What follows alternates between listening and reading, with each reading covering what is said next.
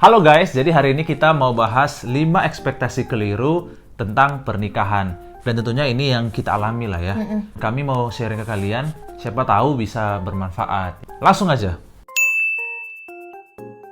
Ekspektasi kita di awal-awal salah ya. Iya. Kita berpikir kalau menikah itu, wah ada pasangan. Mulus lah terus ya kan. Semua bisa happy-happy. Kayak Pak Ceribel jalan Iya, gitu. ternyata tidak. Ada aja itu. Kamu waktu kita belum menikah, ada nggak ekspektasi gitu? Ada. Akan bagi selalu. Aku berpikir kayak tiap pagi, bangun masakin suami, saya aku makan gitu. Kayak apa ya? Apa Romeo Kayak di Juliet lah ya, TV-TV kayak gitu. TV itu ya. Kayak di film Hollywood itu Iya kan. sih. Karena kan memang kita kalau selama pacaran Ya nggak bisa kayak gitu.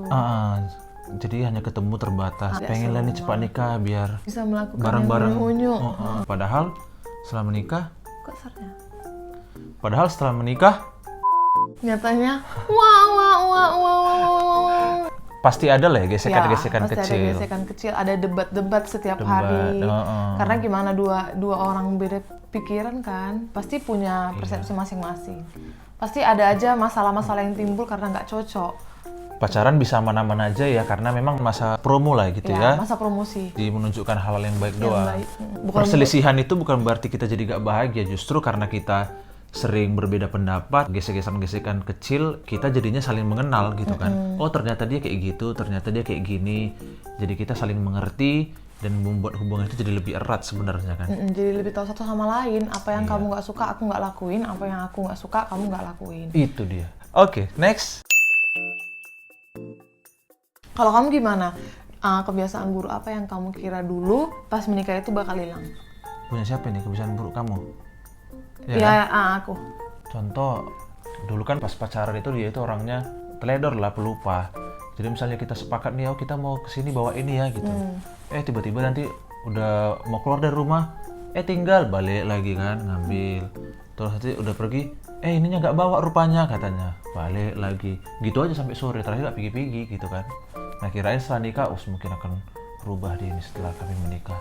Dia akan jadi lebih telaten menjadi seorang istri yang luar biasa gitu. Ternyata Tidak semudah itu. tidak semudah itu. Fulgoso. Ferguso. Fulgoso. Kalau kamu kira-kira apa? Ya kalau aku mulai pacaran dulu kan, kamu itu posesif kan orangnya. Posesif. Jadi aku sempat mikir, nanti kalau udah nikah pasti nggak posesif lagi karena udah bareng-bareng tinggal, udah satu kota, pasti nggak akan posesif dulu karena udah ada ikatan pernikahan kan. Tapi ternyata tidak, saudara-saudara. Bapak ini dia tetap posesif kepada saya walaupun saya sudah menjadi istrinya. Laki-laki kah? Tapi itulah memang wanita kadang susah mengerti. Kita ada itu juga posesif sih sebenarnya alasannya. karena pengen melindungi gitu. Iya, Kita pengen melindungi supaya nggak kenapa-kenapa. Bener. Cuman terkadang Yang penting masih dalam hal yang wajar lah ya. Jangan sampai yang nggak boleh kemana-mana, di rumah terus, dikurung di kamar, dikunci. Masih banyak sebenarnya hal-hal yang waktu pacaran kita anggap sebenarnya itu buruk, tapi karena kita masih masa pacaran kita maklumi gitu kan, dan berpikir setelah menikah nanti pasti berubah akan lah. berubah Nah, lah, jangan seperti itu, nanti kalian akan kecewa. Karena nggak selamanya itu bisa berubah berapa persen atau bahkan hilang gitu. Iya. Itu butuh Proses diskusi, butuh proses. Saling duduk bareng ngomongin gimana sih baiknya kita. Kamu ini ceroboh nih orangnya, Iya, gimana sih? Gimana nanti kalau udah menikah gitu.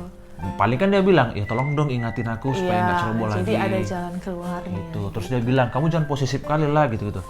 Loh kan aku bukannya posesif, tapi supaya kamu nggak kenapa-kenapa gitu. Oke. Lanjut. Kalau aku dulu sebenarnya waktu masa lajang kan udah ngekos sendiri. Terus juga pas beli rumah, sempat juga sendiri di rumah. Jadi sebenarnya udah terbiasa bersihkan rumah. Mulai dari nyapu, ngepel, nyuci piring, bersih-bersih lah semua, udah terbiasa. Cuma memang kemarin sempat berpikir, kayaknya kalau udah nikah, enak nih gitu, bisa santai, ada yang ngerti semua ya kan. Ternyata saudara-saudara, Tidak. saya tetap nyapu. Saya tetap nyapu, saya tetap ngepel. Nah, gitu. Karena kan memang kita berdua bekerja, sama-sama pergi pagi, pulangnya sore, sementara harus ada yang masak, harus ada yang nyapu, harus ada yang ngepel, harus ada yang rapi-rapi. Nah, jadi kan harus dibagi memang. Kita juga sebagai pria, ya, mengerjakan pekerjaan rumah itu bukan sesuatu yang hina ya. Jadi jangan pernah berpikir seperti itu. Kita memang berkeluarga harus saling membantu, saling membutuhkan juga. Dari segi aku ya, nanti kalau udah nikah pasti pekerjaan lebih ringan. Karena kalau dulu kan di rumah orang tua kan kita kerjaannya kalau nyuci piring banyak, kayak capek lah gitu kan. Tapi kalau pikirnya ini kan nanti nggak capek lah, pasti cuma berdua kok, masa juga semua Piring cuma 2 gitu piring kan? cuma 2. Iya memang benar piring cuma 2, tapi Cuci sekali seminggu ya? bukan.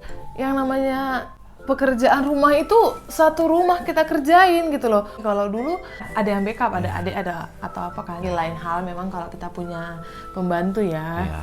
Nah kalau kayak kita kan uangnya pas-pasan juga kan. Iya. Kalau nyewa pembantu kan guys gitu. Jadi ini kontennya kita buat untuk orang pas-pasan. Iya, iyalah. Jadi Kalau nggak pas-pasan ya gak usah tengok, gak usah tonton. orang kaya nggak boleh nonton. Lanjut. Nah. Dulu aku sebelum menikah sempat mikir kan, nanti kalau udah menikah, kan aku tahu lah penghasilan gitu satu sama lain kan. Tahu lah, ya ampun. Itu kan, jadi aku berpikir, nanti pas menikah, kalau digabung gaji aku dengan gaji dia,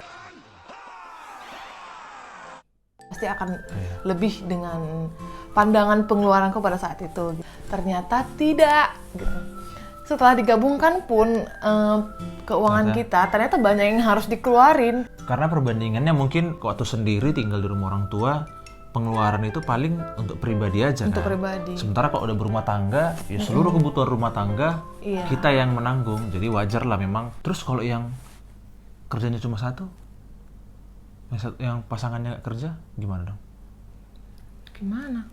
Uangnya jadi gak ada dong dikit. Maksudnya? Kalau 2 aja pas-pasan, gimana kalau cuma satu yang kerja? Kalau ya cuma satu yang kerja, ya di kembali review lagi. lagi. Entah dia orang kaya berat Iya. ya kan? Jadi emang ini nggak cocok untuk orang kaya. Masa? Orang Ini kaya cocok jangan untuk orang nonton. pas-pasan aja nih. Intinya untuk yang pas-pasan aja. Iya, ya. Yang merasa kaya, gak usah tonton, langsung tutup videonya, skip. Oke. Yang kelima, Sering lah lihat di Iya. film itu orang Suami duduk misalnya senderkan, atau misalnya tidur di pelukannya gitu kan di film. Memang itu terlihatnya romantis ya. Tapi setelah menikah dialami pegal juga guys ya, kebas gitu lama-lama. Nih tidur gitu dia di pelukan. Ya, 2 menit kemudian udah kebas guys, digeser juga kepalanya. Udah diusir ya kan. Tidur bareng suami istri, pelukan, hadap-hadapan. Iya. Ternyata setelah menikah lebih enak tidur belakang-belakangan. Karena mungkin ekspektasi kita yang kalau mikir pernikahan itu pasti selalu berpelukan gitu. Setelah menikah memang tidur punggung-punggungan itu lebih enak gitu. Iya. Gak tau kenapa. Pernah ya kita ya, misalnya aku tidur, dia sebelah situ, aku sebelah sini. Aku merasa nyaman tidur hadap sana. Artinya memunggungi dia kan. Nah tiba-tiba kita akalin lah, kamu lah pindah ke sini supaya nyaman ke sini. Supaya aku ternyata setelah aku di sebelah sini tidur, sama lebih nyaman juga, hadap sana.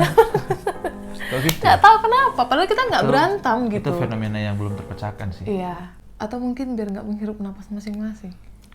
Untuk keromantisan dalam hal itu ya ada waktu-waktunya lah ya. Ada waktu-waktu. Kalau kalian satu malaman tidur di bahu pasangan kalian sampai besok pagi, yakinlah besok mati rasa tangannya itu. Iya. Salah urat. Atau ngilu atau salah urat pasti. Jadi itu dia 5 ekspektasi keliru tentang pernikahan. Tentunya versi kami. Dan sebenarnya apa yang terjadi pada kenyataannya bukan berarti hal-hal yang buruk semua ya.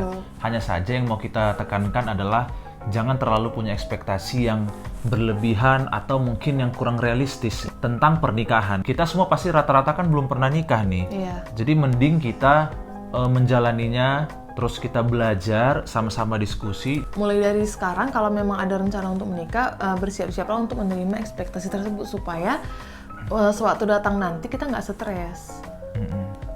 Terkhusus Maksudnya gimana? Baru. Jadi gini loh, kayak kamu tadi punggung-punggungan, kita jangan stres, jangan mikirnya, aduh di punggungnya aku marah dia sama aku, jangan gitu mikirnya. Dan mikirnya, ya udah memang pernikahan itu seperti ini gitu. Kalau ada sesuatu ditanya, jangan disimpan tiba-tiba nangis gitu. Kita juga bukan pesulap, nggak bisa kita baca pikiran. Ternyata dia merasakan ini, nggak bisa. Harus diomongkan gitu. Sampai ketemu di video selanjutnya. Bye-bye. Dadah!